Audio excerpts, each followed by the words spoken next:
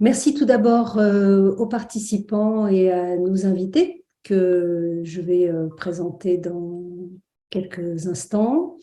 Un tout petit rappel, plus de la moitié des variables climatiques essentielles sur lesquelles se base le GIEC ne peuvent être mesurées avec précision que depuis l'espace. Le partage des données spatiales au niveau mondial est donc impératif afin de favoriser la transition écologique et la lutte contre le réchauffement climatique et pour la préservation de la biodiversité. Pour en parler aujourd'hui, la JE, Association des journalistes de l'environnement, dont j'ai l'honneur d'être la vice-présidente, a le plaisir et l'honneur de recevoir le président du CNES, Centre national d'études spatiales, Monsieur Philippe Baptiste, et Madame Laurence Monnoyer-Smith, directrice du développement durable du CNES et également coordinatrice de l'Observatoire spatial du climat. Je ne vais pas dévoiler tout ce que M. Philippe Baptiste va lui-même présenter, mais en deux mots, vous êtes président du CNES depuis avril 2021. Vous avez donc pris vos fonctions en pleine pandémie de Covid-19. Vous allez évoquer les projets du CNES, la stratégie spatiale de la France et de l'Europe, les grands axes du COP, contrat d'objectifs et performance. Vous allez parler bien sûr de souveraineté, de lanceurs, de défense, de compétitivité économique et peut-être aussi un peu les nouveaux enjeux du New Space avec l'arrivée des nouveaux acteurs privés dans ce qui relevait d'habitude de la sphère publique et académique essentiellement. Beaucoup de choses, je le reconnais en 20-25 minutes, Monsieur le Président, mais nous allons essayer de rester dans ce format afin de favoriser le plus possible d'interaction avec nos participants. Eh bien, je vous passe la parole, Monsieur Philippe Baptiste. Parfait, merci beaucoup. J'espère que vous m'entendez bien. Très bien. Voilà, donc merci encore de participer et d'avoir cette occasion de rencontrer les journalistes qui s'intéressent aux questions liées à l'environnement. C'est un peu un double exercice qu'on fait là en tant que CNES. C'est d'abord un exercice qu'on va faire à deux voix, effectivement, avec Laurence qui va intervenir juste après. Mais c'est aussi un double exercice parce que c'est à la fois, on va vous présenter à la fois des actions qu'on mène en tant qu'établissement et donc des actions qui tendent à limiter notre empreinte carbone, notre empreinte aussi effectivement sur la planète à travers les différentes activités que nous menons. Mais c'est aussi évidemment, et je pense surtout pour ça, c'est aussi beaucoup toutes les actions que vous avez mentionnées précédemment, les liens entre les questions liées à l'environnement, au développement durable, aux évolutions du climat et le spatial, puisque le spatial est le fournisseur numéro un des données qui permettent de comprendre l'état aujourd'hui de notre planète, mais aussi la manière dont le climat peut évoluer demain. Alors, on aura l'occasion d'y revenir évidemment dans cette présentation. Dans un premier temps, je vais vous présenter un petit peu de manière générale les grandes questions qui sont la stratégie du CNES, et puis après, on se focalisera évidemment plus sur les questions et sur les missions qui sont menées aujourd'hui autour de l'environnement. Donc, tout d'abord, si je reviens à une déclaration de la Première ministre qui était invitée en septembre dernier à la grande conférence spatiale internationale qui se tenait cette fois-ci à Paris. Il y a eu une annonce qui est une annonce assez forte de la Première ministre, puisque il y a eu une annonce autour de 9 milliards d'euros que la France va consacrer dans les 3 prochaines années sur le spatial. C'est un investissement qui est un investissement considérable, qui représente une augmentation de 25% par rapport aux 3 années précédentes.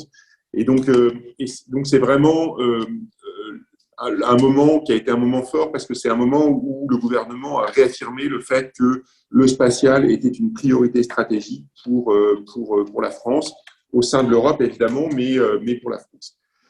Et je voudrais rappeler peut-être très brièvement que la place de la France dans le concert européen du spatial.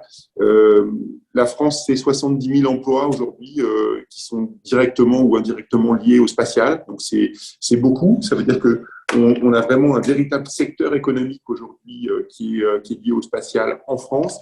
C'est-à-dire qu'on dépasse effectivement cette vision du spatial qu'on pouvait avoir il y a encore peut-être une décennie, qui était le spatial qui finalement était très utile à la fois évidemment aux applications de défense, à la fois pour les scientifiques et puis un petit peu de télécom, on voit qu'en fait le secteur est en pleine expansion et correspond à un véritable secteur économique lui-même. Et donc 70 000 emplois en France, direct. Et puis à côté de ça, c'est pas loin de 50%, grosso modo, de l'industrie spatiale européenne qui est en France aujourd'hui.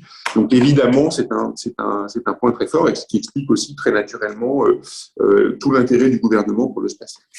Si on va peut-être au transparent suivant, l'investissement de la France, je pense que ça a été, c'est aussi un investissement qui a été aussi relayé dans d'autres pays aujourd'hui en Europe. Et on a vu lors de la conférence ministérielle de l'ESA, qui s'est tenue là aussi à Paris au mois de novembre, j'ai un doute tout d'un coup, au mois de novembre, c'est là aussi un vrai succès pour l'Europe du spatial, puisque c'est une augmentation de 17% par rapport au budget précédent, qui était celui de 2019, avec pas loin de 17 milliards d'euros, les États se sont engagés à la hauteur de pas loin de 17 milliards d'euros. Donc on voit quand même que c'est là aussi un investissement qui est un investissement important, qu'il faut relativiser aussi, c'est-à-dire que c'est un investissement il y a une vraie dynamique en Europe, bien sûr. Il faut avoir en tête aussi quels sont les chiffres internationaux, évidemment, sur le spatial, avec, par exemple, aux États-Unis, une estimation peut-être un peu grossière, mais si on regarde les apports de toutes les agences gouvernementales diverses et variées qui s'intéressent au spatial aux États-Unis, on est sur des niveaux d'investissement annuels qui sont pas loin de 50 milliards de dollars par an. Donc, on voit aussi que, à la fois, l'Europe a compris quelle était l'importance du spatial et investit de manière massive. Et en même temps, évidemment, il y a toujours un déséquilibre qui est fort et qui est clair entre, par exemple, les États-Unis et l'Europe. Mais enfin, c'est un budget record. Et avec peut-être quelques points forts que je vais mentionner rapidement, il y a évidemment une priorité qui est très forte et une attente aussi qui est très forte autour du vol inaugural d'Ariane 6, qui est évidemment très attendu par toute la communauté européenne du spatial et pas que du spatial, évidemment. C'est aussi une contribution, un engagement très fort de la France sur l'observation de la Terre, une augmentation qui est de près d'un quart, ou d'un peu plus d'un quart, sur les budgets autour de l'observation de la Terre. Alors, qu'il faut expliquer aussi, peut-être en regardant les mécanismes de la précédente ministérielle. Je crois qu'il y avait eu un reflux de l'investissement français sur l'observation de la Terre en 2019, qui était lié peut-être aussi à un moment où il fallait investir beaucoup sur le développement d'Ariane 6. Et donc, il y a eu un petit mécanisme de vase communicant qui a placé parfois la France dans une situation un petit peu, non pas difficile, mais on va dire, on était peut-être moins en pointe qu'on l'était précédemment sur ces questions-là et sur ces programmes au sein de l'ESA. Et là, on voit qu'on a un réinvestissement qui est un réinvestissement très fort et qui va nous permettre justement de jouer tout notre rôle et d'avoir aussi un vrai leadership sur ces questions au sein de l'Agence spatiale européenne. Mais c'est aussi peut-être deux autres points que je voudrais mentionner. C'est évidemment l'annonce de IRIS², alors qui est peut-être un petit peu plus loin des questions directement environnementales. Mais IRIS², c'est une constellation de satellites qui vont permettre d'avoir des communications sécurisées au sein de l'Europe.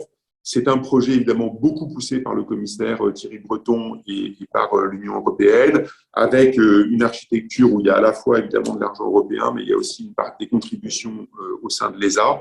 Et donc, il y a un vrai investissement français, 300 millions d'euros pour la constellation IRIS² au sein de l'ESA. Et donc, c'est une véritable priorité pour nous tous.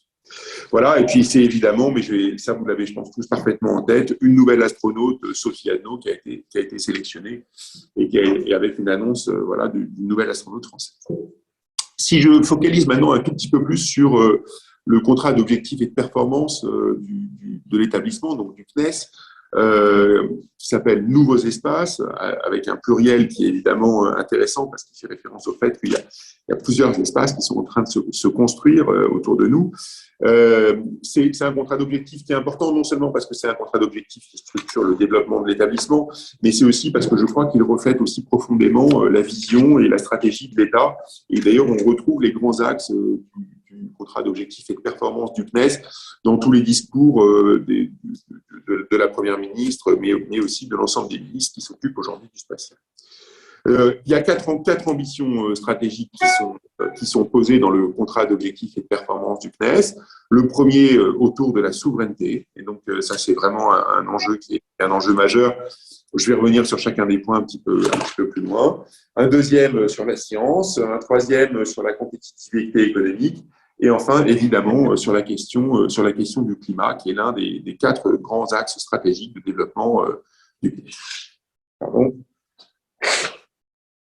Alors, je voudrais peut-être directement, avant peut-être d'aller regarder les différents grands axes qui vont être présentés, peut-être avoir une petite vision globale de quelques grands chiffres autour du budget du CNES. Donc, en 2023, le budget du CNES sera proche de 2,6 milliards. Donc, c'est évidemment des sommes qui sont des sommes considérables pour une agence publique, évidemment. Avec là-dedans donc une subvention, évidemment, pour l'ESA qui est d'un peu plus de 1 milliard d'euros. Une subvention pour le programme national qui est de l'ordre de 850 millions d'euros. Et on voit qu'on a, grosso modo, on se rapproche de nouveau d'une forme d'équilibre entre les subventions ESA et les subventions programme national. Et puis des ressources propres aussi qui sont significatives, puisque on n'est pas loin de 500 millions d'euros de financement autour des ressources propres. Les financements France 2030, alors ils ont, pour mémoire, hein, France 2030, il y a un volet extrêmement important qui est consacré au spatial, avec 1,5 milliard qui est annoncé sur l'ensemble, sur la durée de France 2030 pour le spatial, avec beaucoup d'argent consacré aux nouveaux entrants du spatial. Et évidemment, là, on est encore sur les phases préliminaires de montée en puissance, mais en 2023, on prévoit à peu près 85 millions d'euros qui seront sur des financements France 2030. Voilà, peut-être tout de suite, pour ne pas perdre trop de temps, peut-être tout de suite aller sur un premier transparent un petit peu dédié justement au premier axe des stratégies du contrat d'objectifs et de performance, autour de la souveraineté, et évidemment, qui dit souveraineté dit aussi lanceur. Alors, vous le savez, en 2023, nous allons finir l'épopée Ariane 5, donc, avec les 2 derniers lancements qui sont prévus dans les mois qui viennent, hein, donc 27 ans de travail d'Ariane 5 qui vont se terminer. C'est aujourd'hui un des lanceurs, parmi les lanceurs les plus fiables au monde, hein, si ce n'est le plus fiable au monde, 95% de réussite au total dans les 4 versions de la fusée. Et évidemment, c'est beaucoup de fierté pour l'ensemble de l'industrie spatiale française, et puis évidemment aussi pour le CNES, puisque le CNES était l'autorité technique sur ce lanceur il y a déjà quelques années, mais c'est aussi beaucoup d'émotions autour de ça. On a eu avec Ariane 5 de très grands moments. Hein. Je vais pas tous les rappeler, mais c'est évidemment la sonde Rosetta en 2004, c'est tous les cargos spatiaux, les ATV qui sont partis sur l'ISS, mais c'est aussi le lancement plus récemment du télescope spatial, le James Webb en 2021, qui, là aussi, vous l'avez entendu peut-être à plusieurs reprises, mais c'est quand même très important. Vous savez que c'est un télescope qui a coûté extrêmement cher, et le fait que Ariane 5 ait réussi une injection du télescope extrêmement précise, ça a permis d'économiser à peu près énormément de carburant du télescope, et donc de doubler presque sa durée de vie potentielle. Donc c'est quelque chose, enfin c'est un exploit technique qui est vraiment très très important pour le James Webb, qui va pouvoir vivre au moins 5 ans de plus grâce à cela. Alors évidemment, il y a Ariane 5 qui se termine, il y a Ariane 6 qui arrive. Alors Ariane 6, il il y a évidemment d'attentes évidemment autour d'Ariane 6. On l'attend avec beaucoup d'impatience. Il faut avoir en tête qu'évidemment on est dans une situation qui est une situation complexe aujourd'hui dans le monde des lanceurs, puisque on a une transition Ariane 5, Ariane 6. On aurait pu espérer qu'elle se fasse de manière plus rapide et que Ariane 6 soit déjà lancée aujourd'hui. Et évidemment, c'est pas le cas. Donc, on est dans une phase de transition. Et cette transition qui était couverte, entre autres, par Soyouz, qu'on lançait de Guyane, évidemment, n'est plus couverte aujourd'hui puisque nous ne lançons plus, évidemment, depuis l'invasion russe en Ukraine, nous ne lançons plus de Soyouz en Guyane. Et puis, d'autre part, on est confronté aussi en même temps à un échec récent de Vega C. Donc, c'est évidemment un moment qui est pas simple pour le monde des lanceurs en Europe, avec beaucoup d'attentes et beaucoup de projets qui sont en attente d'être lancés. En même temps, voilà, moi je suis résolument confiant parce que Vega va revenir en vol, évidemment, et Vega et Vega C vont revenir en vol. Ariane 6 va arriver, c'est évidemment notre priorité numéro 1. Et Ariane 6 a vocation naturellement à remplacer non seulement Ariane 5, mais aussi Soyouz. Donc voilà, il y a un petit moment qui est pas simple, mais encore une fois, je suis très confiant dans la suite et dans la. On aura sur Ariane 6 à la fois un lanceur qui va coûter beaucoup moins cher qu'Ariane 5, et puis en même temps presque 2 fois moins cher qu'Ariane 5. Et puis on a aussi une Ariane 6 qui a aujourd'hui un carnet de commandes avant même son premier vol qui est très très plein. Et ça, c'est quand même aussi quelque chose qu'il faut souligner. Donc, c'est un lanceur qui a trouvé son marché commercial. Ça, c'est une très bonne nouvelle. Bon, maintenant, il faut lancer, il faut arriver à lancer. Alors, ça, c'est les lanceurs qui sont déjà développés, qui sont en fin de développement. Et puis, évidemment, on prépare aussi l'avenir. Et l'avenir, c'est entre autres la maîtrise du réutilisable. C'est pas le seul sujet, mais c'est un des sujets pour les lanceurs. C'est un des sujets sur lesquels l'Europe est en retard. Et donc, comment on prépare ça? On prépare ça à la fois avec nos amis allemands et nos amis japonais, avec un démonstrateur qui s'appelle Callisto, un petit véhicule spatial, une quinzaine de mètres de haut, qui va bientôt faire ses premiers essais en 2024 et qui va nous permettre de faire première acquisition des technologies du réutilisable. Et puis, c'est évidemment aussi un écosystème en Europe et en particulier en France qui est très dynamique, avec en particulier Maya, vous savez, cette filiale d'Ariane Group qui a vocation ou qui a le souhait de développer un petit lanceur réutilisable rapidement. Donc, on travaille aussi beaucoup sur l'avenir pour les lanceurs. Et donc, c'est à la fois préparer l'avenir immédiat et puis préparer le futur. Le futur des lanceurs.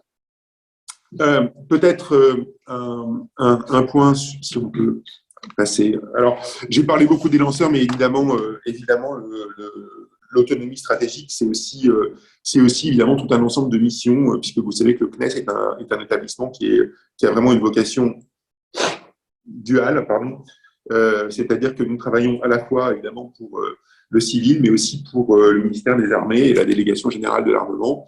Et donc, il y a tout un ensemble de satellites qui sont aussi des satellites qui sont développés par le CNES pour le compte du ministère des Armées. J'en parle pas là, mais il faut l'avoir en tête. Peut-être un point sur la coopération scientifique et sur les projets qui vont arriver dans les mois qui viennent. Tout d'abord, vous voyez ici tout en bas JUICE, qui partira en avril 2023 sur l'avant-dernière Ariane 5. Donc, c'est une sonde spatiale qui va rejoindre l'orbiteur Juno de la NASA. Il a quand même 7 ans de trajet devant lui et il a pour but d'observer donc Jupiter et ses 3 grandes lunes glacées. Et donc, c'est véritablement une mission d'exploration et c'est aussi un moment où on est très intéressé par ces lunes glacées parce qu'il peut y avoir des traces de vie. Et en particulier, regarder si les océans souterrains des satellites de Jupiter contiennent, oui ou non, enfin, on pourrait identifier des traces de vie sur ces satellites. Juste pour mentionner qu'on a au moins 7 laboratoires français qui sont impliqués dans le développement des instruments scientifiques de JUICE, hein, donc en particulier un spectromètre imageur, MAGIS, qui est l'un des fers de lance de cette mission. Donc on attend ça avec beaucoup d'impatience, non seulement pour le lancement, mais évidemment pour les résultats scientifiques qui arriveront derrière. Un point peut-être sur le télescope spatial Euclide, qui lui aussi va quitter la Terre en 2023. Donc, il a comme mission de cartographier en 3 dimensions des centaines de millions de galaxies pour essayer de comprendre à la fois l'énergie sombre qui déforme la lumière et puis aussi comprendre les mécanismes d'accélération de l'expansion de l'univers. Vous savez qu'ils sont aujourd'hui observés, mais on cherche toujours à essayer de parfaitement cerner ces phénomènes. Donc là aussi, il y a un certain nombre d'instruments qui sont des instruments qui sont développés par la communauté française et par le CNES et qui seront à bord de la mission. SVOM sera aussi, c'est là pour le coup, SVOM devrait décoller fin 2023, donc c'est une collaboration franco-chinoise entre le CNES et la CNSA, donc c'est une collaboration qui a été décidée il y a très longtemps, hein, puisque je crois que la décision politique, sauf erreur de ma part, a été décidée par le président Jacques Chirac, donc ça nous ramène à il y a quelques années, mais c'est une collaboration donc, qui aboutit. Aujourd'hui, c'est une mission d'astronomie où on observe les sursauts gamma, qui sont des gros paquets d'énergie qui rayonnent dans l'univers et qui permettent d'indiquer qu'il y a eu une explosion d'étoiles ou la fusion d'objets très compacts et donc très énergétiques. Et donc, cet observatoire va nous permettre à la fois de détecter ces sursauts gamma et puis par des relais intelligents entre cet observatoire dans l'espace et puis des observatoires terrestres, de faire le lien entre les deux et de mieux comprendre justement les phénomènes qui sont embarqués. Donc, c'est vraiment le fruit d'une collaboration qui, au-delà de toutes les questions géopolitiques qu'on peut avoir avec la Chine, une collaboration scientifique qui a été très bien menée et qui est très efficace aujourd'hui. Un point peut-être sur quelques missions autour de la compétitivité économique, avec quelques focus que j'ai choisis ici. On a Kineis, donc, qui est une société qui a été créée à l'initiative du CNES et de CLS pour opérer le système Argos. Kineis a réalisé pas mal de levées de fonds, hein, puisque on doit être à un total aujourd'hui de plus de 100 millions d'euros qui ont été levés pour le développement et la production et le lancement d'une constellation de 25 nanosatellites dédiés à l'Internet des objets. Donc, Kineis, ils vont être lancés par Rocket Lab, là, donc dans la première, c'est en 23, je crois, le premier lancement est prévu fin 23. Et donc, c'est vraiment intéressant parce que c'est un moyen de connecter plein d'objets qui sont des objets qu'on va trouver dans l'agriculture, la logistique, le transport, l'énergie. Donc, c'est vraiment de l'IoT, c'est un moyen de connexion efficace et pas cher, donc à travers une constellation de ces objets, qui apparaissent aujourd'hui dans l'industrie. Donc évidemment, on est très attentif à ça et on suit avec beaucoup d'attention ce sujet-là. Peut-être un point sur NES aussi. C'est une start-up donc beaucoup plus récente, celle-là, qui est une start-up qui a été développée par la société U-Space. C'est un tout petit satellite, un nanosatellite, hein, donc qui devrait être mis en orbite en 2024. Et qui a pour objet de détecter et de localiser les interférences qui touchent plein d'applications et ça à la fois des moyens d'observation très intéressants pour beaucoup d'acteurs, que ce soit dans le domaine civil que dans le domaine militaire. Et donc, c'est là aussi, c'est un exemple qui est assez intéressant parce que c'est le fruit d'une collaboration vraiment efficace entre le CNES agence et puis une toute petite start-up, U-Space, avec beaucoup de développements qui ont été faits conjointement en des temps assez records. Vous avez aussi un petit point peut-être pour un mot sur Cospas Sarsat, hein, qui est un système d'alerte et de balises qui a permis de créer, de sauver des milliers de vies depuis la création du système il y a déjà quelques années, hein, 10 10 ans, bon, ben voilà, 10 ans. Donc, c'est un programme qui est aussi au fur et à mesure élargi et qui maintenant fait appel à des récepteurs Search and Rescue, des récepteurs SAR, qui sont sur les satellites GNSS et en particulier sur Galileo. Et donc, là aussi, c'est un très beau moyen de montrer justement comment est-ce qu'on peut développer de nouvelles applications en utilisant des technologies. Peut-être deux derniers points rapidement, deux derniers transparents. Un point sur la compétition économique et sur le New Space. On est dans un système New Space qui est extrêmement dynamique en France maintenant. On est passé en quelques années de quelques startups qui étaient créées dans le domaine du spatial par an à une startup par semaine qui est créée dans le domaine. Donc, il y a vraiment un écosystème extrêmement riche. On a développé, évidemment, et très clairement, le développement de cet écosystème du spatial fait partie des priorités du CNES. On le fait évidemment en utilisant les financements de France 2030. On le fait aussi en faisant confiance et en changeant un certain nombre de pratiques de l'établissement, parce que on essaye de passer plus de contrats aussi avec les startups. On essaye de les mettre à bord d'un certain nombre de missions. C'est pas toujours, c'est évidemment des changements qui sont pas simples, parce que ça veut dire que c'est un changement de monde auquel est confronté je crois aujourd'hui, auxquelles sont confrontées toutes les agences, parce qu'évidemment, l'arrivée du New Space, c'est à la fois un développement économique qui peut être extrêmement profitable au pays, d'un côté, et puis de l'autre côté, c'est aussi de nouvelles applications et de nouveaux objets technologiques que nous amènent ces entreprises New Space. Et donc, on va évidemment profiter. Ça peut être du gagnant-gagnant, mais en même temps, c'est aussi des prises de risques qui sont plus fortes sur un certain nombre de sujets. Et donc, évidemment, c'est des manières de faire qu'on doit un peu revoir aussi un certain nombre de nos manières de faire. Et donc, c'est un moment un moment pivot, mais un moment très intéressant. Et donc, on a développé pour développer le New Space tout un ensemble de dispositifs où à la fois on amène des technologies à des startups qui en ont parfois besoin en échange de services, des technologies qui sont très maîtrisées par le CNES, qui sait faire évidemment beaucoup de choses, c'est notre métier, mais c'est aussi des programmes d'accélération de startups, alors en particulier Space Founders, qui permet d'accélérer des startups européennes. Et donc ça, c'est un programme conjoint entre le CNES et l'Université des Forces armées allemandes qui marche très très bien. 20 startups qui ont déjà bénéficié de Space Founders. Et puis, et d'ailleurs, on a investi dans 2 de ces startups après, et il va y avoir une nouvelle promotion qui va arriver en 2023. Et puis, c'est Take the Moon, qui est un incubateur, le premier incubateur lunaire au monde. Et tous les ans, donc, on offre un accompagnement humain et financier d'une douzaine de mois à des entrepreneurs qui réfléchissent à développer des solutions innovantes pour des présences humaines sur la Lune.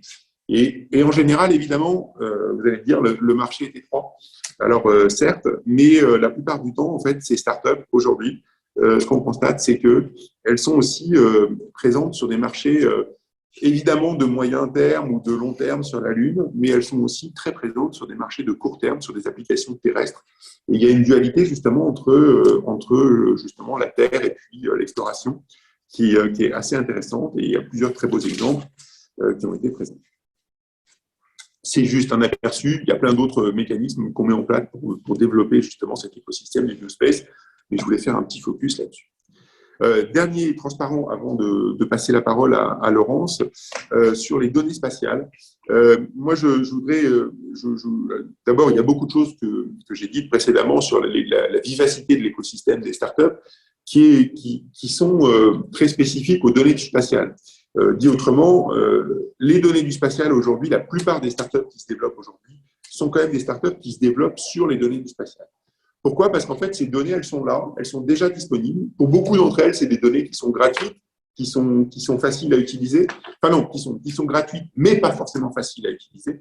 Et il y a plein de startups qui se positionnent en utilisant ces données spatiales pour créer des services ad hoc pour des entreprises, pour des collectivités, pour des ministères en France, en Europe, partout dans le monde, pour apporter de nouveaux services et de nouvelles façons de faire et changer les pratiques des industriels et des acteurs publics en amenant en amenant toute la puissance du spatial.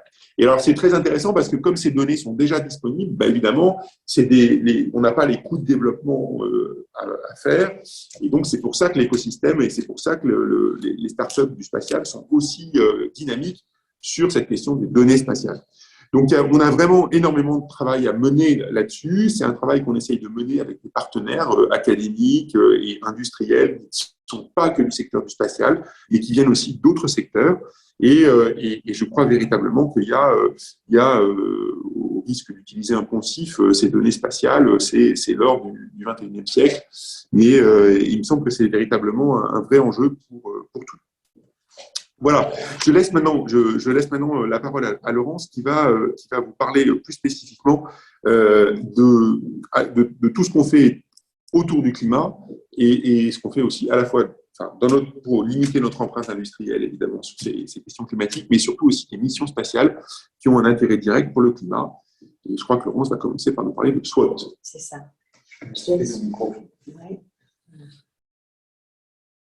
Oui, nous réunirons les questions après la présentation de Madame Monod-Highsmith. C'est effectivement une bonne idée. Merci, Monsieur le Président, en tous les cas, pour ce panorama très, très intéressant. Merci beaucoup. Il y a de l'écho.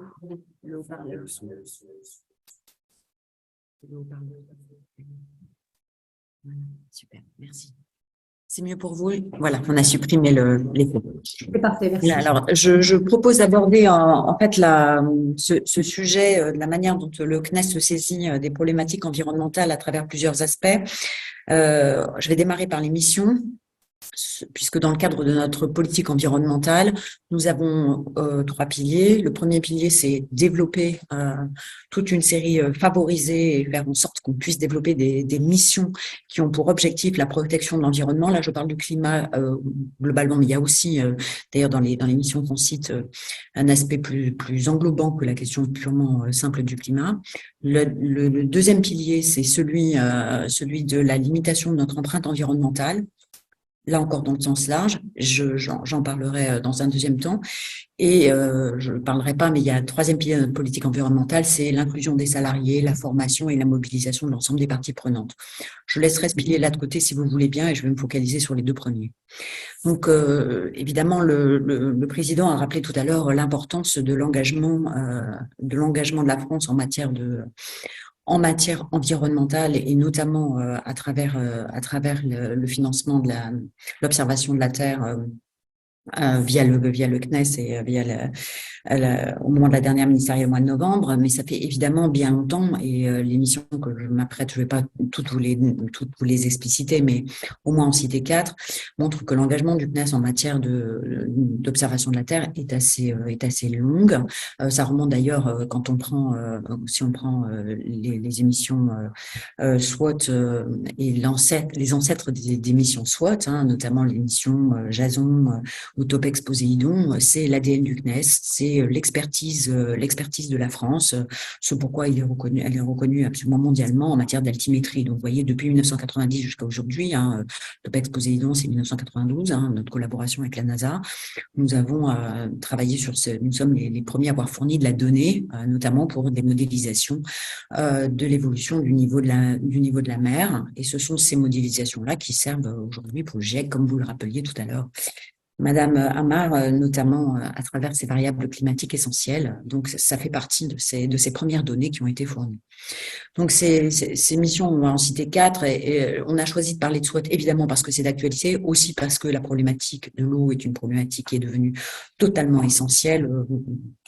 Vous suivez bien évidemment dans vos domaines d'expertise les sujets qui sont liés à la mesure de l'eau. Donc, la mission franco-américaine SWOT, formidable succès avec un instrument qui est vraiment en rupture par rapport à ce qui existait avant, un radar interférométrique, et il a été donc placé en orbite toute fin 2022 à 890 km d'altitude. C'est j'allais dire l'ultime avancée, comme je vous le disais tout à l'heure, de nos missions altimétriques dans notre coopération franco-américaine suite aux missions Topex et Jason. Donc, on a depuis 1990 en fait une série de satellites qui nous permettent d'éviter d'avoir une rupture dans les données sur sur la circulation océanique, sur l'altimétrie et sur les échanges atmosphère-océan qui nous permettent de mieux comprendre également le cycle de l'eau et de le mesurer très, très, très clairement. Bon, SWOT est une avancée aussi très importante aussi dans la manière dont la mission a été conçue. C'est pour revenir sur le point de la coopération scientifique, c'est une mission qui a été véritablement conçue avec non seulement avec les scientifiques, mais aussi l'ensemble des agences et entreprises qui potentiellement pourront développer des services aval grâce à la donnée qui va être distribuée via SWOT, puisque SWOT, c'est l'évolution des stocks d'eau, des stocks d'eau des zones humides, des stocks d'eau des lacs, des fleuves de notre planète, absolument fondamental pour l'avenir, d'être capable de mesurer très précisément la manière dont nous allons pouvoir, dont les territoires vont pouvoir compter sur les réserves en eau dont ils disposent. Pas besoin d'aller tellement plus loin, tellement ce sujet est absolument crucial. On a d'ailleurs, dans le cadre de l'Observatoire spatial pour le climat, une série de projets qui vont découler, qui vont permettre de se développer grâce à la donnée SWOT. J'aime bien parler de YASI-NG aussi parce que YASI-NG, c'est là encore un domaine d'excellence du CNES, puisqu'il prend la suite. Il prend la suite à travers cet interféromètre de sondage atmosphérique dans l'infrarouge, prend la suite d'une série d'instruments qui équipent les satellites météo depuis assez longtemps, les satellites de la famille des METOP, et qui permettent de faire évidemment de la mesure météo, la météo opérationnelle, mais aussi, surtout, la composition chimique de l'atmosphère. Et ce nouveau spectromètre YASI, c'est évidemment techniquement bien plus performante. On a eu 2 fois plus de précision, de résolution grâce à ce nouvel instrument et qui va nous permettre de suivre. Alors pourquoi c'est important pour le climat? Parce qu'il mesure à peu près 25 composants d'un colonne de l'atmosphère et notamment des composants totalement essentiels qui nous permettent de comprendre, de suivre et de modéliser les évolutions du climat, mais aussi de suivre les évolutions de la pollution liée à l'activité anthropique.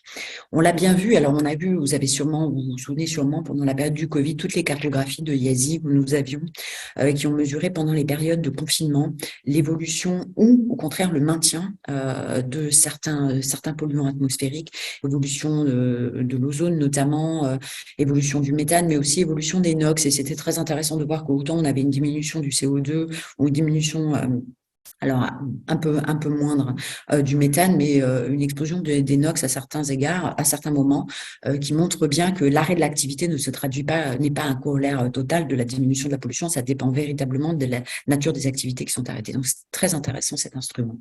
Un petit mot sur biomasse. Là, on est sur la partie biodiversité. Alors, biomasse est très focalisé. C'est dans le cadre d'un programme Earth Explorer de l'ESA. Biomasse est focalisé cette fois-ci sur la mesure de la biomasse tropicale. Donc, on est sur un travail extrêmement ciblé et très complexe puisque on va être capable de mesurer, alors en 3D, c'est pour ça que d'avoir un calcul assez fin de l'évolution de la biomasse tropicale pour faire des calculs de puits de carbone. Et grâce à un radar à synthèse d'ouverture qui est tout à fait innovant. Je termine sur Microcarb. Alors, Microcarb est un peu cher à mon cœur aussi, parce qu'il a été lancé au moment de la COP21, dans le cadre en 2015, dans le cadre d'un partenariat avec le ministère de la Transition écologique et un financement très important du PIA. C'est une coopération franco-anglaise et qui, là, c'est un petit bijou de technologie dont il devrait être lancé en 2024 et qui vient d'être juste commencé à être intégré et qui va nous permettre de cartographier les puits et les sources de carbone. Donc, il ne fait pas purement de la mesure de carbone anthropique, il permet de mesurer et d'étudier les échanges terre-atmosphère de CO2 et donc sur l'ensemble de la colonne atmosphérique. Et en ça, il sera assez complémentaire des futurs programmes de l'ESA qui vont eux se focaliser beaucoup plus sur la mesure précise du carbone anthropique. Là, ça nous permet d'améliorer la connaissance scientifique des échanges terre-atmosphère en matière de carbone. Donc voilà sur les principales missions que nous avons actuellement dans le périmètre. Et je voulais vous passer à la diapo d'après. On pourra y revenir évidemment si vous avez des questions. Je voulais vous dire un petit mot de l'Observatoire spatial pour le climat.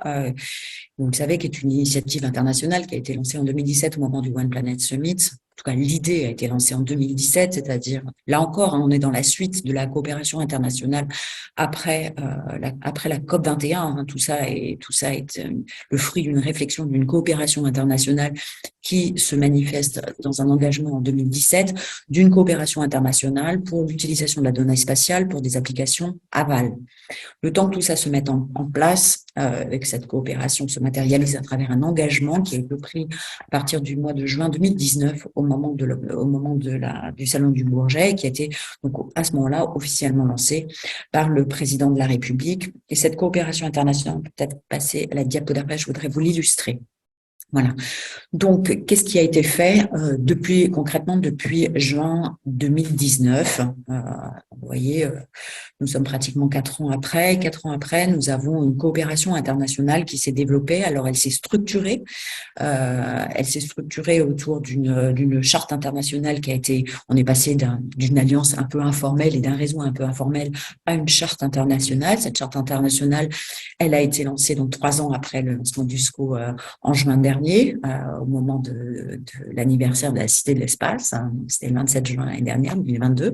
Et aujourd'hui, il y a donc 35 membres. Alors, je veux dire, il y a plus de membres que de pays, puisque nous avons des organisations internationales qui sont impliquées là-dedans. Donc, nous avons 4 organisations internationales. Et 29 pays, pas tout à fait 29 pays, parce qu'on a plus de signataires aujourd'hui, beaucoup de signataires. On a à peu près 22 pays, et on peut y avoir plusieurs signataires par pays, ce qui explique, voilà, on a 35 membres, et on va continuer à s'enrichir de participation. Dans les agences internationales, nous avons le Programme des Nations Unies pour l'environnement, le Programme des Nations Unies pour le développement, bien entendu, l'ESA et le Bureau des affaires spatiales de l'ONU. Donc, il y a une forte présence onuienne pour l'exploitation de cette donnée spatiale et le développement de projets. Donc, nous avons aujourd'hui 57 projets opérationnels qui sont des consortiums publics-privés pour livrer des outils opérationnels, c'est-à-dire qu'avec un TRL très élevé, les projets durent maximum 3 ans, mais la plupart ils finissent en 2 ans, pour livrer des outils opérationnels à des décideurs locaux sur des sujets environnementaux, donc peut-être de très nombreux ordres. Vous avez sur cette diapo en bas à droite les sujets qui sont traités, donc en matière d'agriculture, de biodiversité, de forêt, etc., d'impact d'élévation au niveau de la mer sur des infrastructures côtières, d'impact sur d'utilisation de la donnée spatiale pour évaluer notamment les îlots de chaleur et la manière dont il faut réorganiser les plans locaux d'urbanisme pour pouvoir orienter les financements sur certains bâtiments. Donc, on a de l'épidémiologie, tous les sujets, en gros, il s'agit d'adaptation au changement climatique, plus que d'atténuation. D'ailleurs, on a quelques projets d'atténuation, mais assez peu. C'est beaucoup de l'adaptation au changement climatique et de la manière dont en fait, les territoires utilisant de la donnée spatiale vont pouvoir se préparer, adapter leurs plans locaux d'urbanisme, leurs soins médicaux, leur agriculture, la protection de la biodiversité, etc., aux défis qui sont en train de se présenter à eux en matière de changement climatique. Donc, vous voyez que nous avons des projets partout dans le monde, sur tous les continents, sur énormément de sujets. Et on peut dire qu'en 4 ans, c'est un vrai succès. Nous venons de changer la gouvernance, donc en passant à une charte, et le CNES est devenu, à ce titre-là, secrétaire général, assure le secrétaire général du SCO international. Et d'ailleurs, notre on va dire premier steering committee pleinement dans cette nouvelle gouvernance va se tenir au premier congrès mondial organisé par l'IAF, donc l'Organisation internationale de l'astronautique, sur la question du changement climatique. C'est important, vous voyez, parce que on voit qu'il y a la communauté spatiale, à travers notamment ce premier congrès, monte en puissance dans sa mobilisation, et le SCO qui va tenir son steering committee à ce moment-là est une partie essentielle. Et d'ailleurs, ça tient à Oslo en Norvège, et la Norvège en profitera pour ratifier le SCO, ainsi que voilà. Donc on est tout à fait content. Peut-être diapo suivante.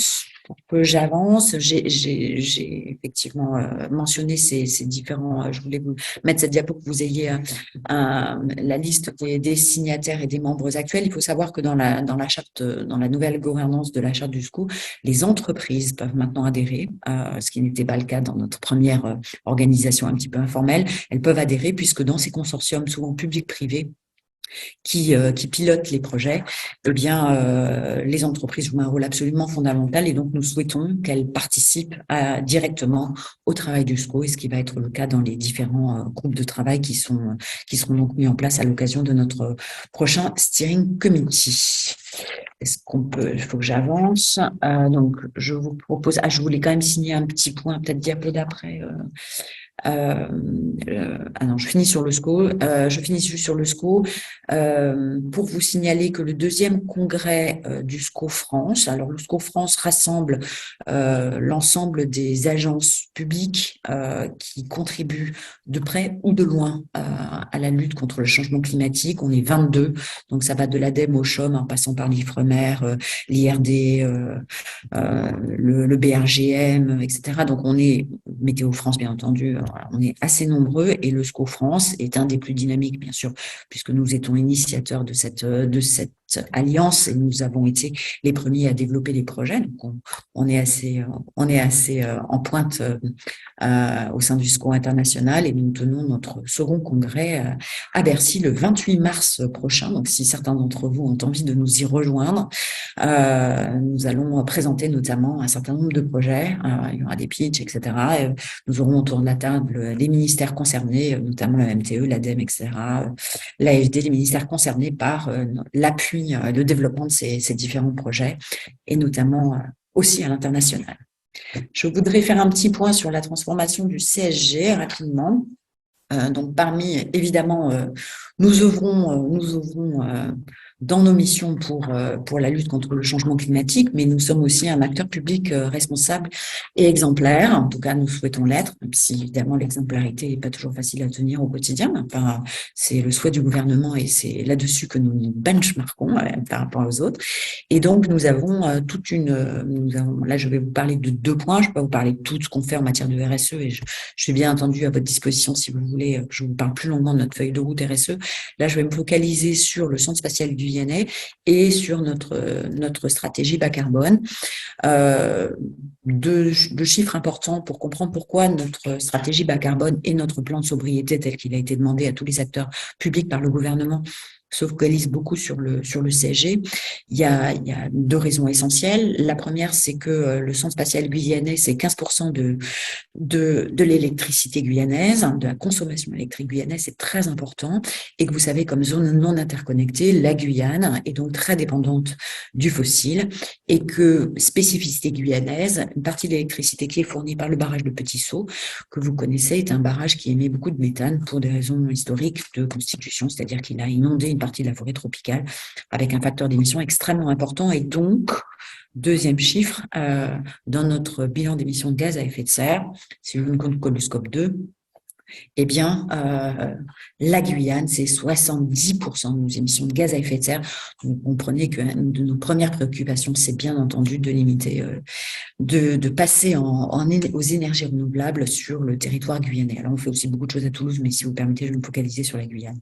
Vous avez sous les yeux une diapo qui vous présente notre trajectoire bas carbone sur le CSG avec un certain nombre d'infrastructures qui sont en cours de réalisation pour certaines d'entre elles. Nous allons commencer dans ce qu'on a appelé la saison 1, on feuilletonne un petit peu, la saison 1 avec des panneaux photovoltaïques qui sont financés l'un par le plan de relance et l'autre par l'Agence spatiale européenne de champs photovoltaïques à 5 MW chacun, qui vont donc fournir en autoconsommation une partie de la production électrique de la base spatiale. Et puis, nous avons également deux centrales biomasse qui sont prévues pour lesquels nous sommes en phase d'avant-projet de développement et de de préparation de dépôt de dossier à la Creux. Emmanuelle Vargon était en Guyane il y a peu de temps et a notamment dit tout le bien qu'elle pensait de ces projets-là. Et donc qui, elles, vont fournir essentiellement beaucoup du froid. L'objectif, c'est de devenir, parce que la consommation électrique de la Guyane, c'est évidemment très largement des frigories, et donc qui ont vocation à venir alimenter l'ensemble de la base, alors les industriels de la base, et puis les salles de montage, ce qu'on appelle les EPCU, de préparation des satellites. Alors normalement, 2025, on espère que ça pourrait être mis en place, évidemment, avec toutes les précautions que nous devons prendre sur l'approvisionnement en biomasse de ces futures centrales. Donc ça va nous permettre.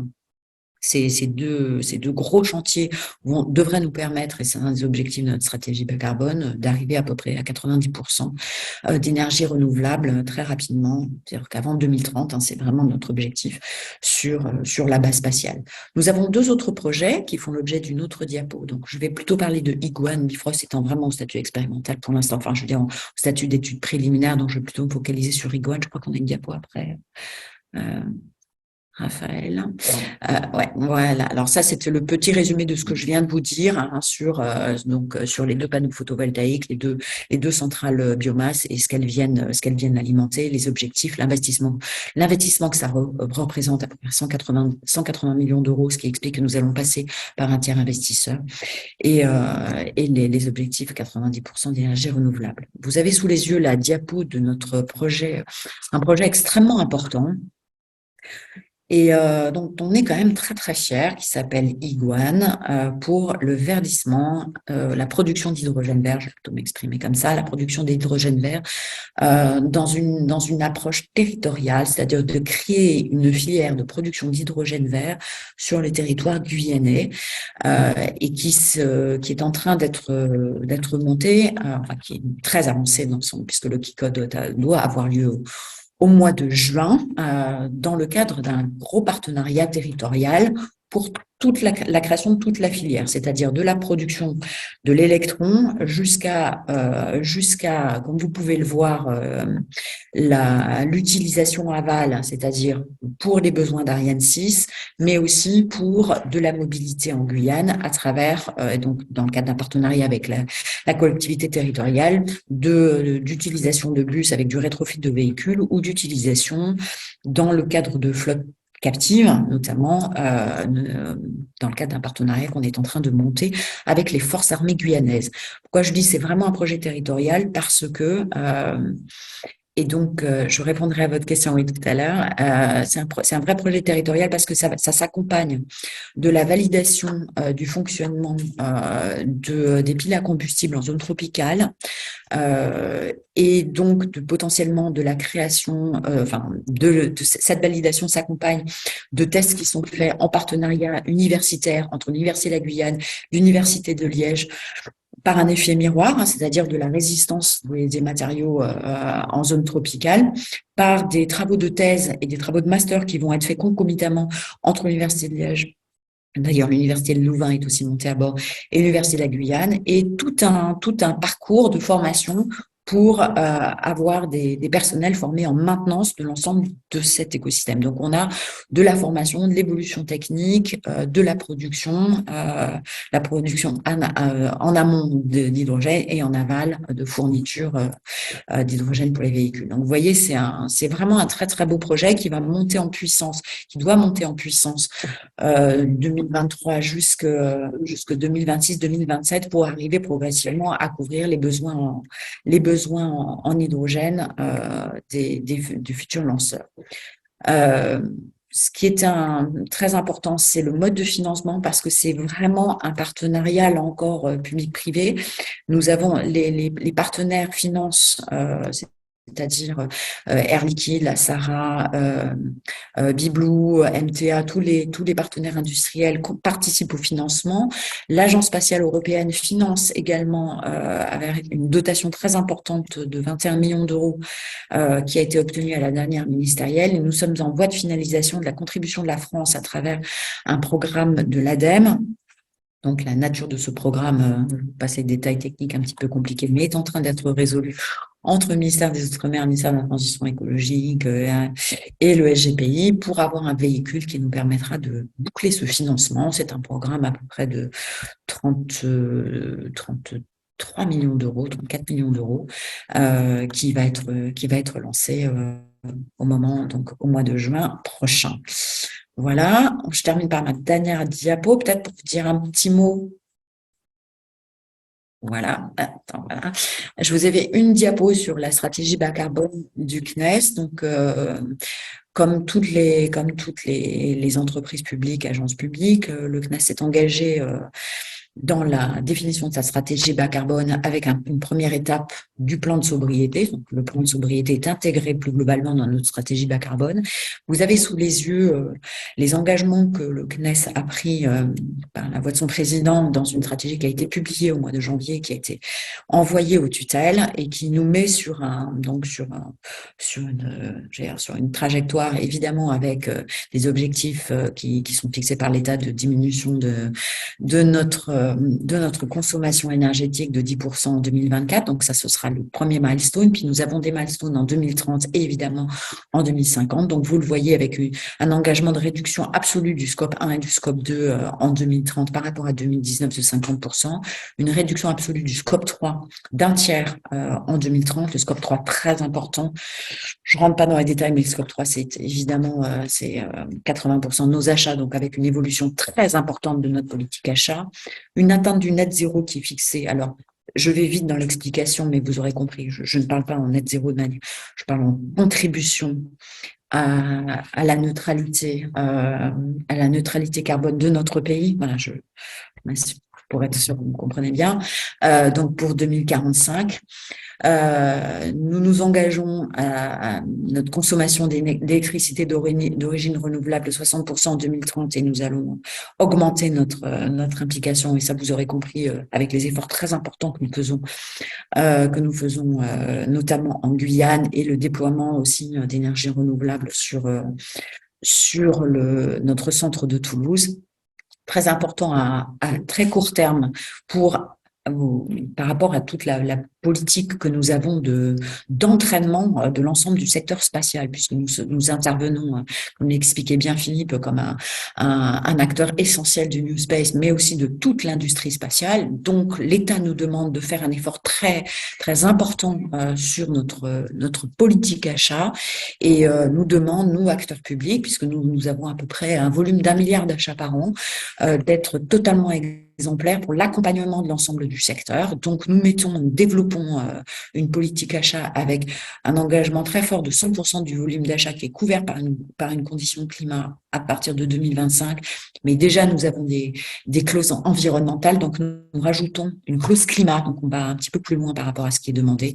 Et puis, dès l'année prochaine, nous passons à un système d'ACV total sur l'ensemble des projets orbitaux 2024. Donc, on est en train de tester nos dispositifs d'ACV puisqu'on n'est pas l'industrie automobile. Nous, on fait que du sur-mesure. Donc, faire des ACV, c'est compliqué. Et on est en train de mettre en point des outils que nous partageons d'ailleurs avec l'ensemble de nos écosystèmes. Nous, les outils d'ACV sont complètement open source. Nous les développons sur les projets orbitaux en 2024. À partir de 2025, nous les développerons sur les segments sol et nous développons sur les lanceurs, là aussi avec l'ensemble de notre écosystème. Voilà, j'ai parlé super vite, je ne sais pas si vous allez pouvoir. En tout cas, tous les documents sont à votre disposition. Je suis aussi à votre disposition si vous voulez plus d'informations sur les BGS, sur notre stratégie bas carbone. Tous ces documents sont totalement ouverts et vous pourriez y accéder si vous le souhaitez, bien entendu. Et excusez-moi si j'ai vraiment été un peu sorti le turbo. C'est le moins qu'on puisse dire. Je ne sais pas si on me voit là. Oui. C'est bon. Tout à fait. Merci beaucoup, Madame Noé-Smith. Merci beaucoup, Monsieur Philippe Baptiste, pour ces présentations extrêmement détaillées et bien concises. On a évidemment plein de questions à vous poser. Alors, il y a plusieurs questions. Dominique Martin Oui. Ferrari voudrait démarrer. Alors moi, d'abord, je voulais vous remercier pour cette intervention. Deuxièmement, vous dire que l'AJE prévoit un deuxième voyage en Guyane. Vous nous aviez déjà reçus en 2011 à Kourou et j'organise donc un deuxième voyage et nous ressolliciterons bien sûr la possibilité de passer par Kourou. Donc j'ai 3 questions. L'une, alors elles sont un peu longues, je suis désolée. La première sur les recherches en cours. Vous avez répondu à ma question sur SWOT et puis l'eau. Donc, j'aurais voulu savoir où en est l'opération GIS sur la couleur des océans qui avait été lancée en 2010. Et puis, j'aurais voulu savoir, toujours sur cette recherche en cours, ce que peuvent apporter les nanosatellites que nous avons donc à l'université ici à Montpellier. Ma deuxième question porte sur l'hydrogène vert que vous venez d'évoquer. Vous paraissez être donc en pointe sur l'hydrogène vert et d'avoir lancé cet hydrogène vert au sein même du centre de Kourou.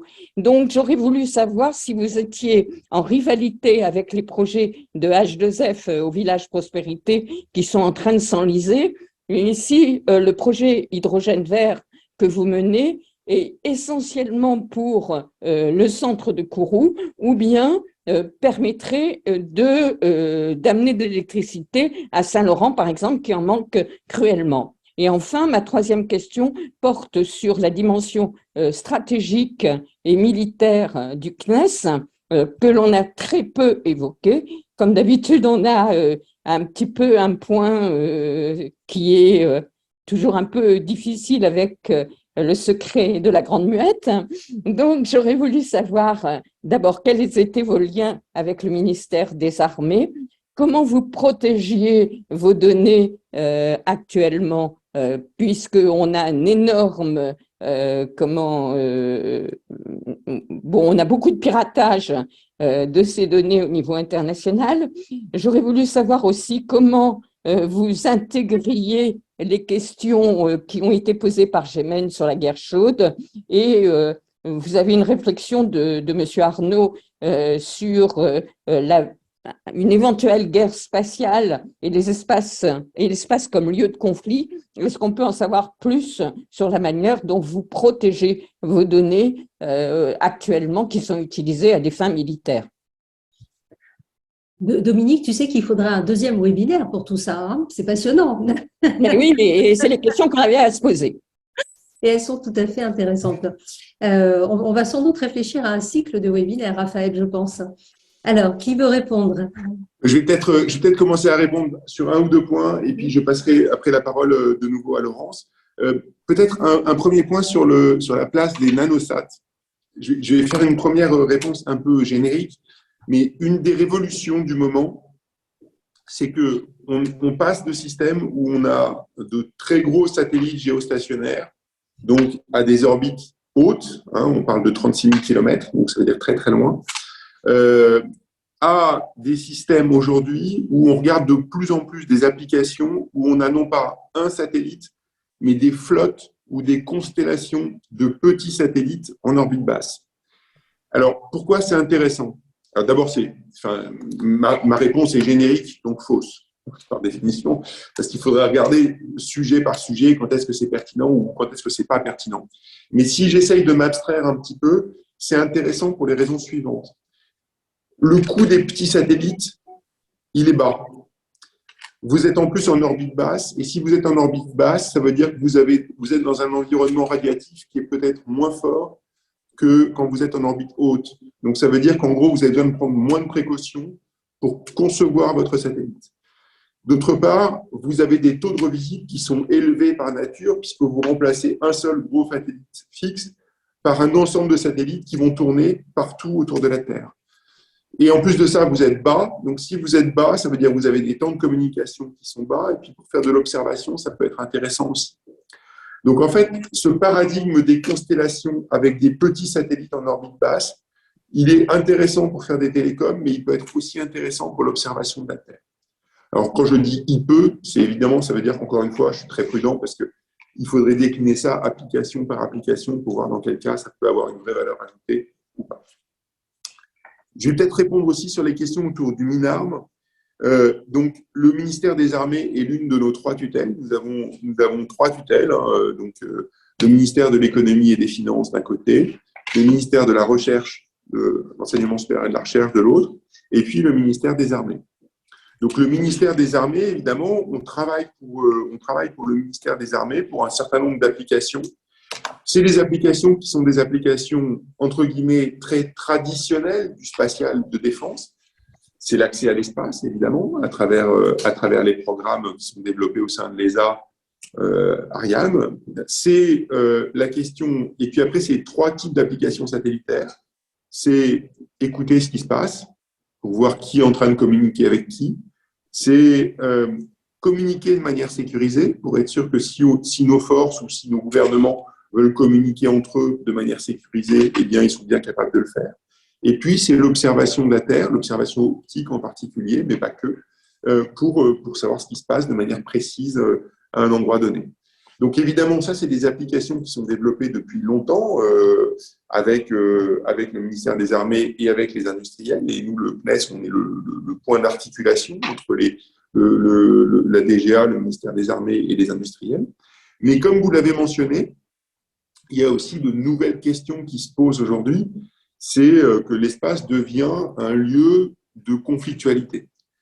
C'est-à-dire que on sait qu'aujourd'hui, il y a des pays qui développent des programmes qui peuvent être des programmes relativement…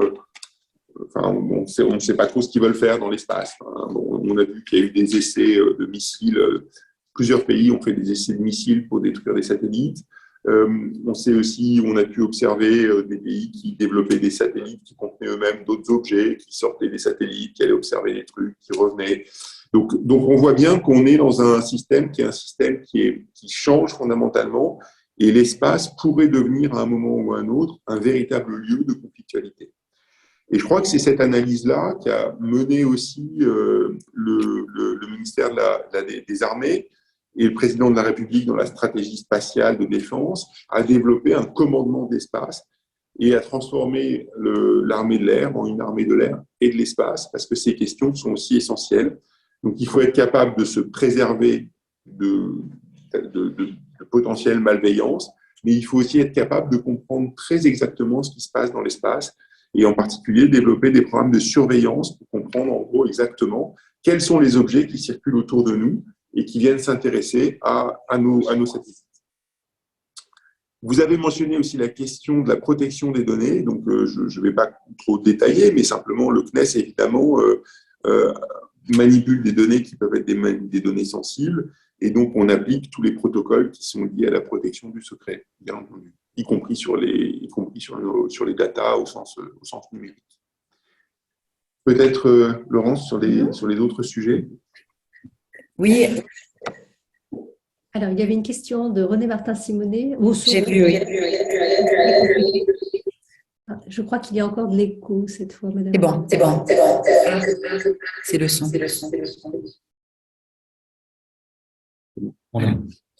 Très bien. De toute façon, j'ai l'impression que je vais être bientôt coupée, donc au pire, je me rabats sur ton ordinateur, Raphaël.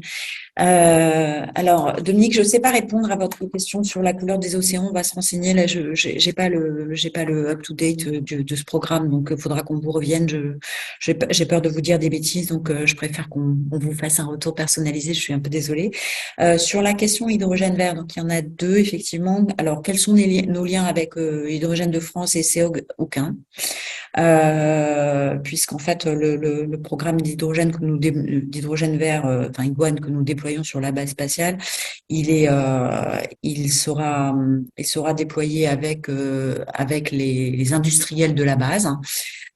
Et la collectivité territoriale et l'université, comme je l'ai dit, mais pas avec ECOG. Et de toute façon, ce projet a pour vocation double.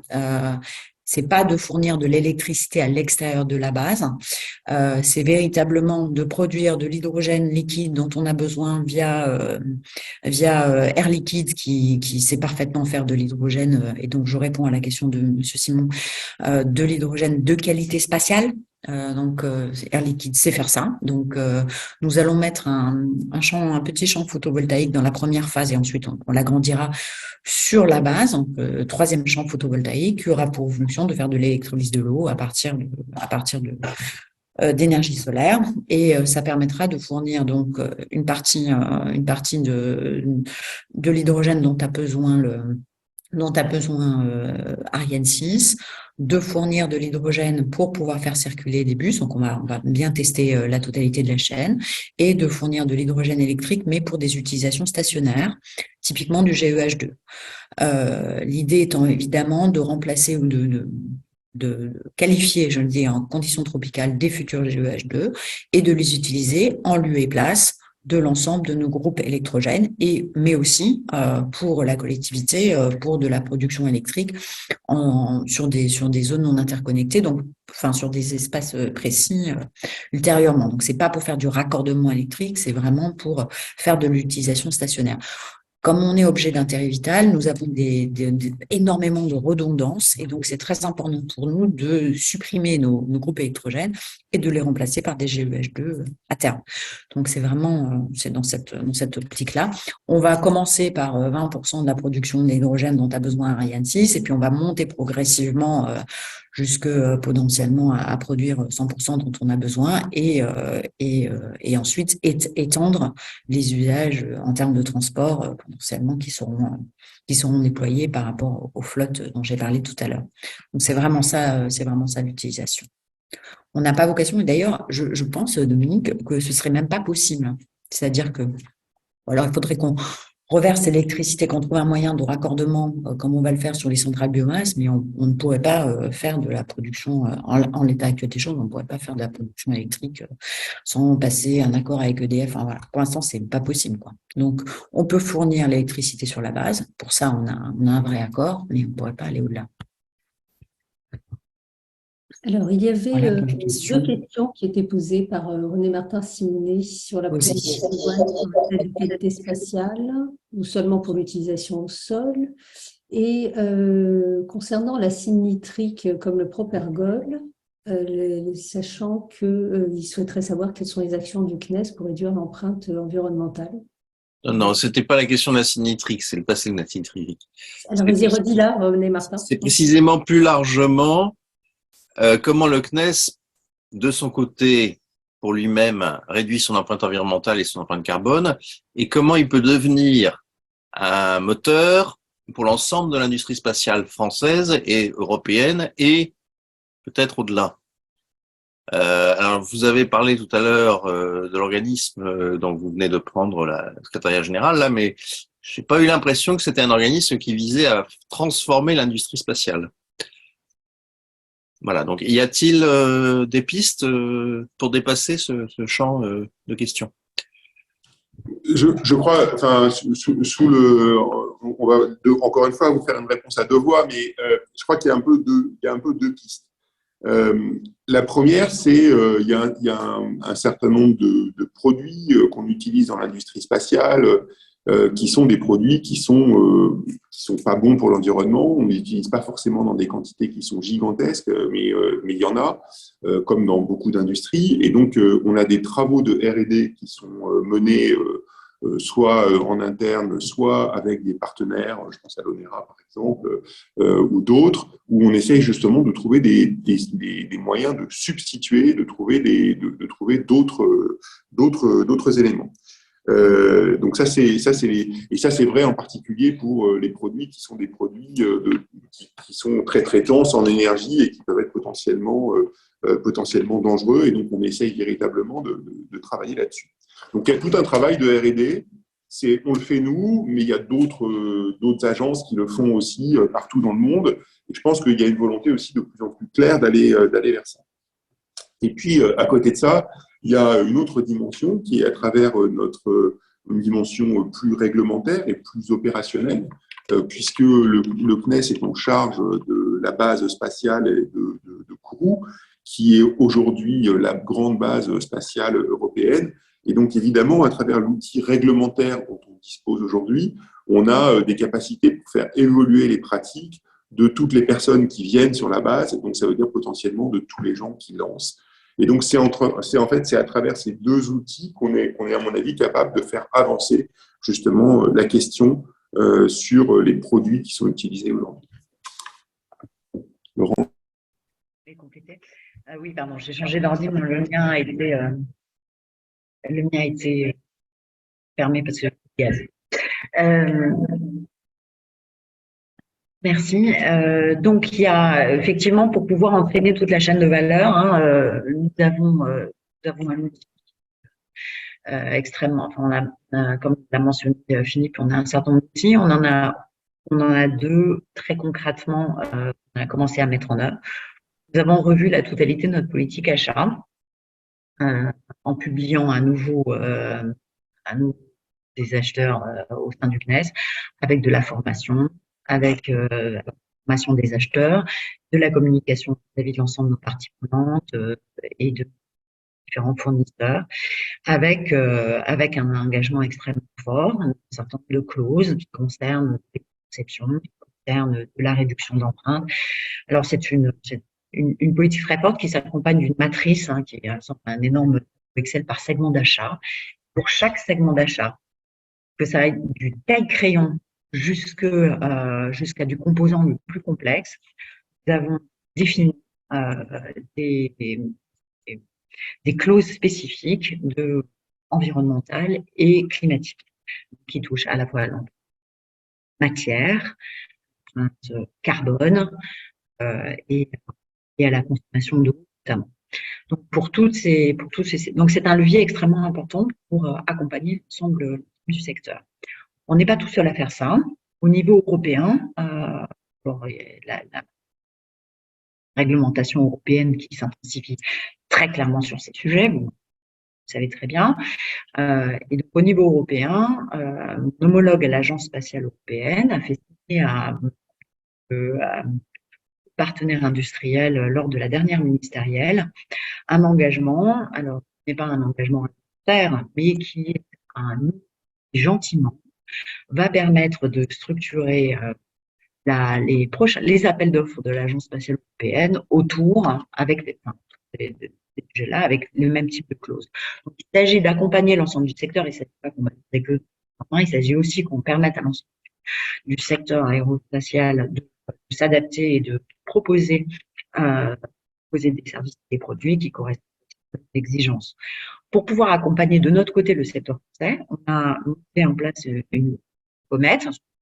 Une comète, c'est un comité technique qui existe, c'est un outil du CNES depuis très très longtemps et qui fait des communautés d'experts autour de un sujet très précis. Et nous avons monté cette communauté d'experts techniques avec nos primes, mais pas seulement, aussi avec beaucoup de nos fournisseurs, sur tous les sujets de RSE, là d'ailleurs, parce que je fais une comète RSE, pas qu'une comète environnementale et climat, mais vraiment pour essayer de faire progresser sur ces sujets RSE et sur ces sujets climatiques l'ensemble des acteurs avec lesquels on travaille. Je parlais tout à l'heure des outils d'analyse de cycle de vie. C'est extrêmement important qu'on ait déployé et de partager avec l'ensemble de nos primes pour les aider aussi à diminuer leur empreinte, en particulier leur empreinte matière, puisque quand même de très très sujets, là aussi qui rejoignent des problématiques de souveraineté sur la capacité que nous avons de continuer à fournir produits et services dans des secteurs où les matières sont en tension très fortement. Voilà pour répondre. Merci. Morad, tu avais une question? Oui, bonjour, Morad Aïtabouche. Petite question, c'est vrai que tout ce que vous réalisez, notamment avec les images satellites, c'est pour le coup assez passionnant. On a du mal à s'y retrouver sur les images qui peuvent être accessibles pour des journalistes sans moyens. Donc, c'est vrai qu'il y a Google Earth avec lesquels on peut avoir parfois accès à des images et puis surtout des informations sur en gros l'état de la planète. Avec le CNES, on a du mal à savoir ce qui est disponible pour information, ce qui est disponible d'une manière générale, y compris pour essayer de raconter la manière dont la planète est en train d'évoluer. Donc, je voudrais savoir un petit peu plus sur votre politique. Merci. Donc, bon, d'abord, le fait que vous posiez cette question montre qu'on a probablement des progrès à faire dans le domaine, c'est évident. Je pense que la question que vous posez, elle est pas complètement simple pour une première raison, c'est que vous avez envie d'avoir les choses les plus consolidées possibles. Et donc, j'imagine que ce qui vous intéresse, c'est pas seulement les données du CNES, mais c'est des données très consolidées qui vont intégrer sur un sujet donné, je ne sais pas, les puits de carbone, l'ensemble des mesures satellitaires qu'il y a partout, de toutes les agences partout sur la planète. Et donc ça, c'est vrai que c'est pas un travail sur lequel on est très, très avancé aujourd'hui. C'est probablement un manque. Je pense que si vous allez voir aujourd'hui sur les différents sites du CNES, c'est vrai que c'est très organisé par mission et donc peut-être un peu moins pour répondre directement à vos besoins immédiats. Mais je prends bien le point. Je pense que ça correspond aussi à un souhait qu'on a en interne d'avoir une capacité d'avoir une espèce d'observatoire numérique du spatial qui nous permette de comprendre et de voir ce qui se passe en mobilisant des ressources qu'il y a partout. Au risque de faire de la publicité pour des confrères, je vous invite à aller voir. Il y a un très très bel outil qui a été développé par nos amis de la NASA qui fait exactement ça. C'est-à-dire, alors évidemment, ils travaillent sur leur flotte de satellites à eux, mais qui est évidemment une flotte qui est assez importante et qui met en avant justement en temps réel toutes les mesures qui sont développées à travers leurs différents outils. Mais je prends le point. Raphaël, je crois que Raphaël Sartre voulait compléter. Je lui passe la parole. Pardon, excusez-moi, moi je suis responsable média. On a régulièrement des demandes de journalistes sur des sujets précis pour avoir du visuel issu de prises de satellite. Donc Esther aura toutes mes coordonnées si nécessaire. Si vous avez des besoins, n'hésitez pas à vous adresser à nous, le service de presse. Ça arrive régulièrement lorsqu'il y a des activations de la charte internationale espace et catastrophes majeures, où notamment les médias vidéo sont friands d'images avant, après la catastrophe, où facilement on arrive à fournir ces choses-là. Donc nous, on est à votre disposition pour vous aider si vous avez cette recherche d'images satellites par sujet précis. Il y a d'autres choses. Il y a les services de Copernicus qui fournissent quand même des images. Les services de Copernicus, en particulier C3S, sur Climate Change Service. Et vous avez là des tonnes d'images à disposition et qui sont donc, comme son nom l'indique, du service de données consolidées. Parce que Google Earth, c'est super bien, mais c'est juste vieux, pas consolidé et absolument pas pertinent. Donc, enfin voilà, c'est pas robuste. Donc, il vaut mieux aller voir. Alors, vous avez les services de Mercator, les services qui font partie de Copernicus, le Climate Change Service, avec des use cases sur plein de sujets sur leur site. Ils ont fait beaucoup d'efforts, justement parce que c'est un reproche qui leur était adressé. Et ils sont d'ailleurs de plus en plus cités maintenant par les médias classiquement parce que leurs données sont assez faciles d'accès. Et sur des trucs plus pointus, sur des sujets très très précis, l'Observatoire spatial pour le climat a développé des projets dont c'est un des, alors pas toujours, mais c'est parfois un des livrables, c'est ça. Notamment, je pense au projet Tropisco. Tropisco, il fournit de la donnée en temps réel.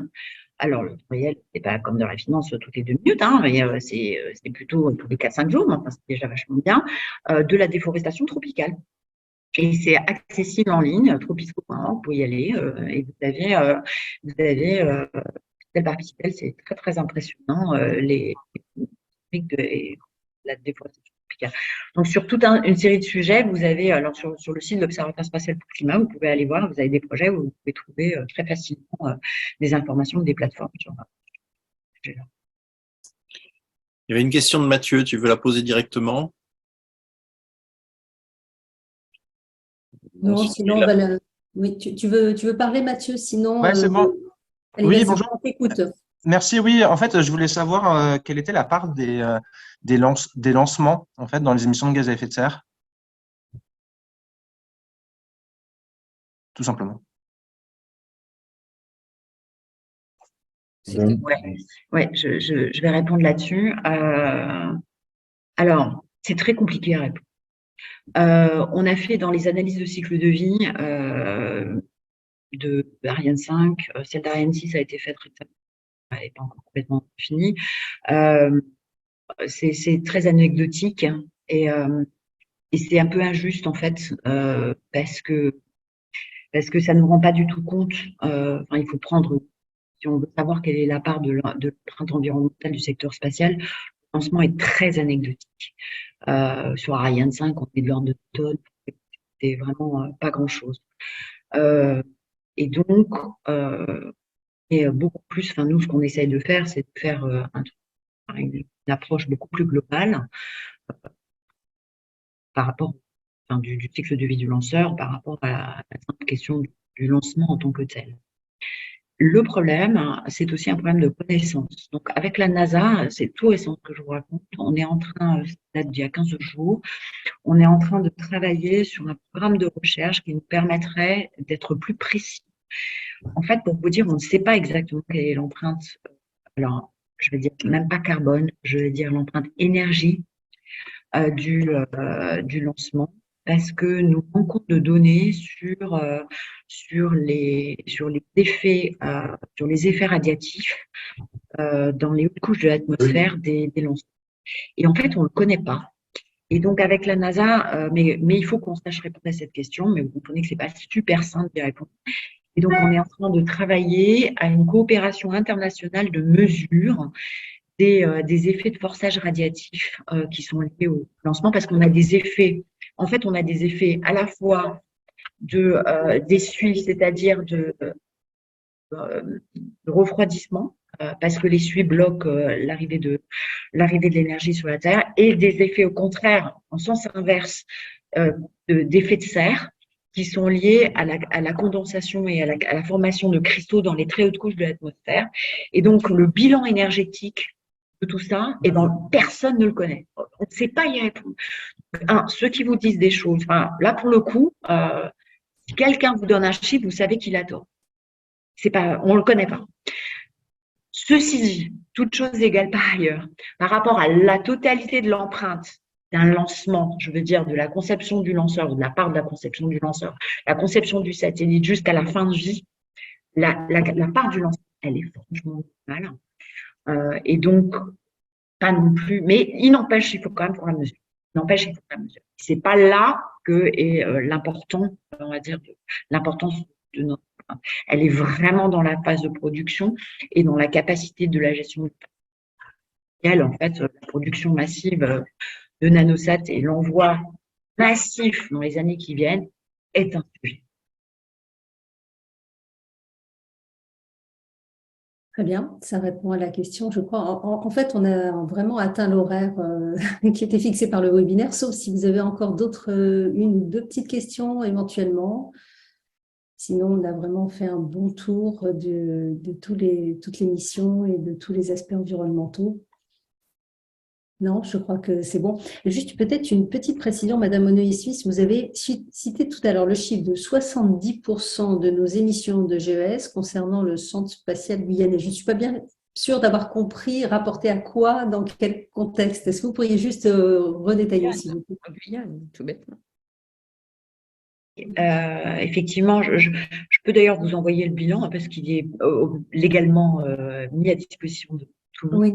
Donc, je parle du scope 2 uniquement, hein, je n'inclus pas le scope 3. Dans le scope 2 que nous avons élargi au déplacement professionnel, parce que c'est un sujet sur lequel nous avons à la louche à peu près 60% des émissions de gaz à effet de serre qui sont liées à la consommation énergétique de la base spatiale de la Guyane, qui rentre dans notre périmètre qui est lié à la consommation énergétique et électrique qui est du CNES. Je parle sur le périmètre CNES, je ne passe pas sur le périmètre base. Ce n'est pas le même puisque nous avons les industriels de la base qui rentrent dans notre scope 3, mais pas dans le scope 2. Et c'est lié au mix énergétique de la Guyane. D'accord. Voilà. Et là, vous prenez en compte les déplacements, par exemple les trajets en avion, les trajets en barge, etc., de l'ensemble des acteurs qui dépendent de vous Sur le CSG, Alors, sur le CSG, ça, on le prend dans notre… vis-à-vis du voilà. CSG. Voilà, on le prend dans notre scope. Alors attention, hein, si vous savez, calcul de scope, ça se fait au millimètre selon les critères de l'ADEME. Donc, on prend les déplacements professionnels, on prend ce qui est dans de notre ressort, c'est-à-dire au moment de la consommation électrique de la base, au moment des tirs énergétiques de la base, au moment des tirs. C'est ça qu'on prend. Mais effectivement, tout ça relève de notre Merci beaucoup pour ces précisions qui étaient très utiles. Je crois que nous avons terminé, sauf si d'autres questions arrivent, je n'ai pas l'impression. En tous les cas, on pourra compléter par mail avec Raphaël et ainsi que pour repréciser les liens très utiles que vous avez évoqués tout à l'heure, qui n'étaient pas forcément ceux du CNES, mais qui pourraient s'avérer être des bases d'informations très intéressantes pour illustrer les articles, notamment en termes d'images d'images satellites, entre autres, lors d'événements particuliers. Je tiens beaucoup à vous remercier, Monsieur Philippe Baptiste, président du CNES, et Madame Laurence Monélissus pour ces présentations absolument passionnantes. Et nous reviendrons vers vous, bien sûr, pour d'autres épisodes avec l'Association des journalistes de l'environnement. Merci à tous et merci, bien sûr, aux participants. Merci. Merci beaucoup. Merci à vous. Merci beaucoup.